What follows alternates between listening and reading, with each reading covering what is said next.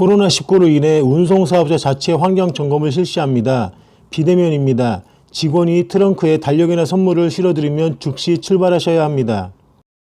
중앙지부 일정은 11월 17일 나조, 18일 다조, 19일 가조, 3일 일정입니다.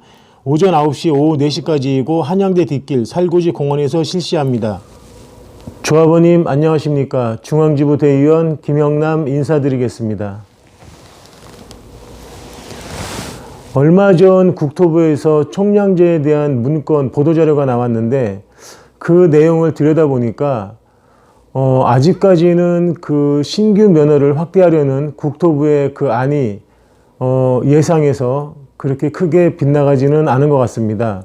현재의 어수선한 상태에서 핵심적으로 고려해야 할 부분들이 카카오나 아니면 티맵, 우버, 연합 등이 독점을 하고 있거나 독점을 모색하려는 집단과의 경쟁 문제가 더 핵심이 아닌가 생각이 됩니다. 총량제는 면허 관련 심의위원회에 맡겼습니다. 그러다 보니 우리의 대처에 따라서는 좀 유연하게 작동할 가능성이 있어 보이고, 대기업 자본과의 결탁이나 스스로의 자본력이 없으면 업계에서 아무래도 좀 살아남기 힘든 구조로 가지 않을까, 또 그렇게도 또 예상이 됩니다.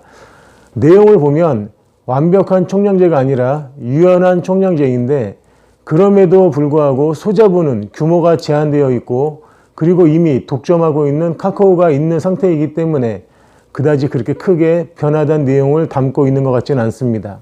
신규 면허가 마구잡이로 나오거나 예전에 카풀이나 렌터카처럼 마음대로 하는 거 아닌가 하는 부분에 대해서는 조금 더 지켜볼 필요성이 있어 보이고, 오히려 지금은 카카오에서 편중 배차를 통해서 택시 업계의 수입이 계속 감소되는 부분, 이 부분이 어떻게 보면 고민의 현 시점이 아닌가 그렇게 생각이 듭니다. 카카오가 사실 그동안은 중개용으로 두리뭉실 봉사하는 척을 했죠. 그러다가 이제는 본색을 드러내서 직영 내지 가맹으로 또아리를 틀고 카카오의 수입을 확대를 시키려고 하고 있는데, 이에 대한 대응책이 무엇인지를 또 고민해야 되는 시점입니다. 국토부가 택시업계와 그 가맹, 플랫폼 택시와 협상하는 과정에서 예를 들어 가맹택시 쪽에 이 정도면 최대한 반영해 준 게 아닌가, 이런 그 관점으로 본다면 더 이상 이보다 나은 안이 나오기는 또 힘들어 보이죠. 아마 그 불만을 해소시키는 방향으로 가기에는 좀 다소 무리가 있어 보입니다. 그러나 그 연합회 대응도 그 부실함이 예전에도 지적을 했지만 또 지적을 하지 않을 수 없습니다. 이번 국토부 안을 보면 예측이 가능한 부분이 별로 없습니다. 더 합리적으로 얘기를 하자고 따져서 최소한의 협상의 틀을 가지고 갔어야 하는데 그렇게 안 한다는 게 문제입니다. 서울 개인택시가 정상화가 되고 대표성을 회복한다면 절대로 이렇게 해서는 안 되겠습니다. 우리 플랫폼은 전체 택시 종사자를 위한 공공콜의 성격을 띨 수밖에 없고, 시민을 위한 공공콜의 기능을 하는 부분에 있어서 정치권에도 지원을 모색하거나 요청할 수 있는 명분이 저는 충분히 있다고 봅니다. 현재 개인 택시가 약 5만 대 정도 있습니다. 카카오가 현재 지정배차 방식으로 과연 그 개인 택시를 얼마나 먹여 살릴 수 있을까, 그런 그 상황을 보면 아마 나중에 규모를 늘리기 위해서 목적지 미표시 배차 방식으로 가지 않을까, 그런 예상이 듭니다. 그래야 규모를 늘릴 수가 있습니다. 그게 카카오가 갑의 이치를 유지하기 위한 여러 가지 수단 중에 하나가 될 것입니다. 그러나 스스로 경쟁도 우리가 더 수월하게 할 수 있고, 조직력 경쟁도 카카오에 절대 뒤지지 않습니다. 우리는 고객 확보 마케팅을 여러 가지로 조직적으로 할 수 있습니다.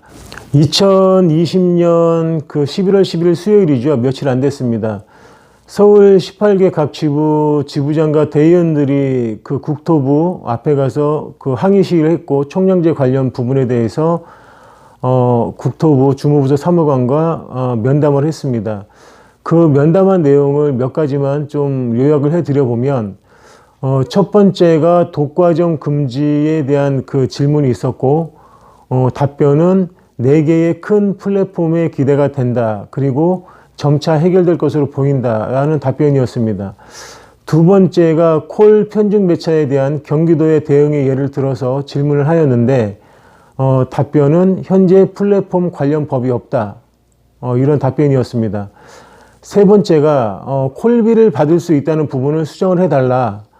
이 부분에 대해서 답변은 사기업의 콜비를 강제할 수 없다라는 그런 내용이었고요. 네 번째가 사업구역 유연화에 대해서 반대를 하는 입장을 전달을 했고, 그 부분에 대해서는 업계의 의견을 반영을 하겠다. 다음에 업계의 그런 이제 의견을 들어서 하겠다. 뭐 이런 내용이었고요. 다음에 다섯 번째가 모빌리티 관련 TF팀에 택시 관련자를 포함을 좀 시켜달라. 이런 부분에 대해서는 이해 당사자가 직접 참여는 안 되고 추천으로 참여를 하면 되지 않겠느냐. 이런 답변이었습니다. 그리고 여섯 번째가 플랫폼 그 100대 미만 사업자 기여금 유예는 군소업체를 난립시키고 택시업계를 그 시장을 교란시킬 수 있다라는 질문에 대해서는 유예는 나중에 받겠다는 얘기다. 심의는 철저히 하겠다. 총 허가대수 조건이 까다롭기 때문에 아무나 플랫폼 사업을 할 수 있는 구조가 아니다. 이런 답변이었습니다.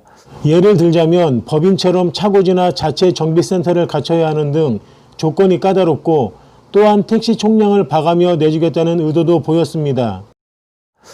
다음에 일곱 번째는 밤 11시부터 새벽 1시 시내 일부 지역 승차난 해소를 위해서 부재 해제를 좀 하면 어떻겠느냐 하는 질문에는 법인 택시가 반대를 하지만 법인 택시가 40% 정도 운유를 하고 있기 때문에 이 부분을 요구를 좀 한 것 같은데 답변은 개인 택시와 법인 택시는 입장이 다르다. 이런 답변이었습니다. 그런데 원래 공무원들이 하는 얘기가 다 뻔합니다. 뭐 큰 의미는 부여하지 마시고 이런 정도 대화가 있었다는 것만 참고를 해주시면 되겠습니다. 면담 자리에서 오히려 플랫폼을 하지 말라는 얘기냐며 언론에 시달린다는 하소연도 있었습니다. 그럼에도 총량제에 대한 반대 의지를 전달하는 차원에서의 면담이었습니다. 택시업계가 하루가 멀다 하고 급변하는 시대에 살고 있습니다. 예전과 같은 주먹구구식 방식으로는 이제는 망할 수밖에 없습니다. 내년부터 바로 우리 조합콜이 가동되지 않으면 안 되는 이유입니다. 2021년부터 카카오와 정면 대응해서 조합원의 수입을 높이고 삶의 질을 향상시키는 그런 희망을 조합원에게 주는 그런 조합이 되기를 간절히 바라봅니다. 늘 건강하시고 안전운행하시길 바랍니다. 늘 힘이 되는 대의원이 되겠습니다. 감사합니다.